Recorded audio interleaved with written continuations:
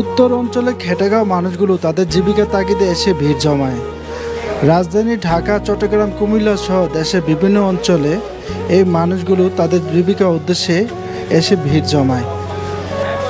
এই পবিত্র ঈদুল আজহায় এই মানুষগুলো তাদের প্রিয়জনদের কাছে যাবে তাদের ঈদের খুশি ভাগাভাগি করার জন্য। আপনার বাড়ি? আমার বাড়ি কুড়িগ্রামে। কুড়িগ্রাম? জি। কুড়িগ্রাম থেকে এখানে আসছি কাজ করার জন্য, কিন্তু উত্তরবঙ্গের গাড়িগুলো সব ডাবল নিতেছে, গাড়ি ভাড়া নিতেছে। এর সময় একটু যাতায়াতের জন্য একটু ডাবল বেশি না, ডাবলের চেয়েও বেশি। ভাড়া বেশি নিচ্ছে? জি। আচ্ছা, এটা মানে আপনাদের অনেক ভোগান্তি। আচ্ছা, মানে যে আপনাদের যাওয়ার যে খরচটা বেশি খরচ লাগে দিতেছে। জি। আচ্ছা দর্শক, ওনাদের মতামত হচ্ছে যে ঈদের সময় তারা যে বাড়িতে যান, যাতায়াত করেন, ঈদের সময় ভাড়া বেড়ে যায়, যার কারণে ওনাদেরকে বাড়তি ভাড়া পোহাতে হয়। ওনারা চাচ্ছেন যে ঈদের সময় যেন ভাড়াটা সামঞ্জস্য থাকে, নিয়ন্ত্রণ থাকে। এটা ওনারা চাচ্ছেন যে ভাড়াটা যত ঈদের সময় অন্তত স্বাভাবিক থাকে। তো আপনাদের গাড়িটি আপনারা কি সরাসরি কুড়িগ্রাম যাবেন নাকি? এখান থেকে কি কুড়িগ্রাম গাড়ি পাওয়া যায়? এখান থেকে আমরা ট্রাক নিছি। ট্রাকে যাবেন? জি।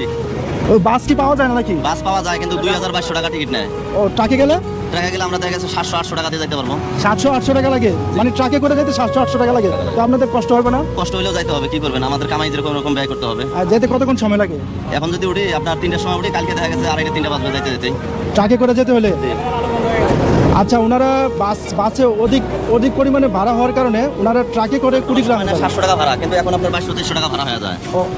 অন্য সময় 700-800 টাকা ভাড়া, কিন্তু এখন 2200-2300 টাকা ভাড়া। এখন 2200-2300 টাকা করে ভাড়া। টাকা অধিক ভাড়ার কারণে তারা এখন ঠিক করছেন যে ট্রাকে করে যাবেন। আর ট্রাকে করে এত দূর পর্যন্ত কীভাবে যাবেন আমি জানি না। আপনাদের কষ্ট হবে না? কষ্ট হলেও যাইতে হবে ভাই, গরিব মানুষের কষ্ট কে দেখবে? এটা তো আসলে আপনাদের কয় ঘন্টা রাস্তাটা? রাস্তা যদি ঠিক মতো যাইতে পারে 12 ঘন্টা লাগবে। 12 ঘন্টা কি আপনারা কি দাঁড়ায় থাকবেন? দাঁড়ায় থাকবো, গাড়িতে বসে থাকবো। বসার কি জায়গা আছে? ওই পাটি বিছাই নিয়ে বসে থাকবো। আবার ফেরার সময় কি আবার এইভাবে আসবেন? না, তখন বাসে আসবো, ওই যে যখন ভাড়া কমে তখন আসি। আবার ফিরবেন কি ঈদের পরে? লেটে ফেরবো আর কি। জি। যাই হোক, অনেক কষ্ট করে বাড়িতে যাবে শুধু ঈদের আনন্দটা পরিবারের সাথে উপভোগ করার জন্য। আর এই ঈদ আসলে ঈদকে কেন্দ্র করে যারা বাস ব্যবসায়ী, বাসে যারা যাত্রী যাতায়াত করেন, এই সময়টাতে ভাড়াটা বেশি বাড়ে ফেলেন। এটা আসলে সাধারণ যারা মানুষ আছে তাদের এই ভাড়াটা পোহাইতে অনেক কষ্ট হয়ে যায়। তো এটা আসলে আমার একা পক্ষে সম্ভব না। সবাই যদি একসাথে হন তাহলে এই ভাড়াটা আসলে নির্দিষ্ট একটা আকারে থাকবে আশা করি। তো ভাড়াটা আসলে নির্ধারণ থাকলে সাধারণ জনগণের অনেক সুযোগ সুবিধা হবে।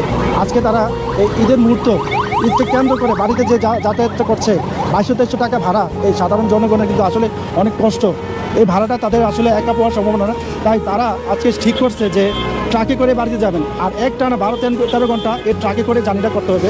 আসলে কথাটা খুবই দুঃখজনক, খুবই মর্মাহত যে আমরা আসলে নন এসি গাড়িটিতে যেতে আসলে অনেক কষ্ট উপভোগ করি, কষ্ট ফিল করি। কিন্তু আমরা সবাই চাই যে একটু স্বাচ্ছন্দ্য এসি গাড়িতে যাতায়াত করি, কিন্তু তারা ট্রাকে করে যাতায়াত করার জন্য অলরেডি প্রস্তুত হয়ে গেছে।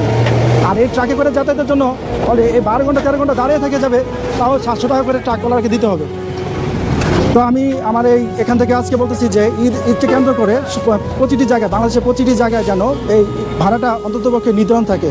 অন্ততপক্ষে সাধারণ জনগণের কথা চিন্তা করে ঈদ আসলে যেন ভাড়াটা অন্ততপক্ষে নির্ধারণ থাকে। আমি কুমিল্লা আলেকাচর বিশ্ব রোড থেকে আজকের মতন এখানে বিদায় নিলাম। সবাই ভালো থাকবেন। আল্লাহ হাফেজ।